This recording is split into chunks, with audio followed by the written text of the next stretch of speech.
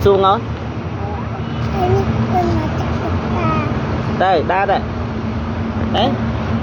Cái bố như đâu lối đó nè. Dạ. Đâu đấy, đâu nè. Đấy, đá đấy.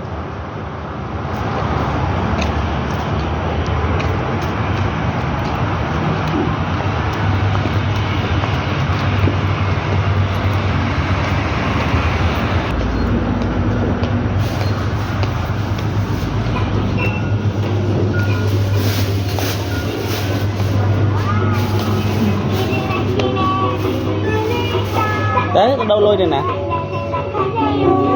Đây nè. Đấy, đá tới một ba tới tăng khỏi.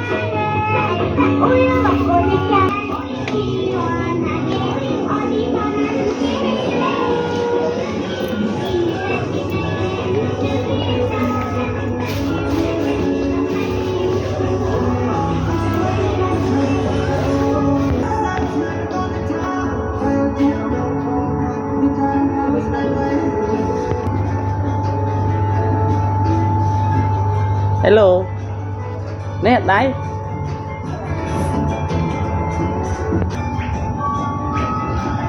Bài ăn o á. Nè, đâu lời y. Đâu ta phải bó các bạn, phải bó bên đây.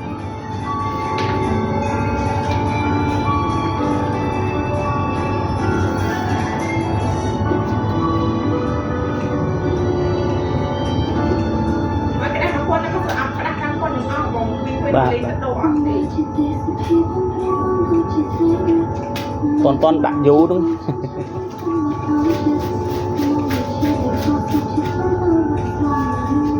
Đó, con đi. Đấy, từ cái này nè, làm bài càng.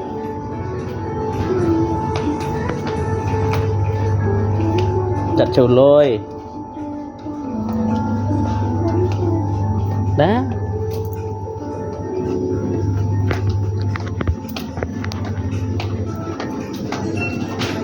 Chú cho bạn đã.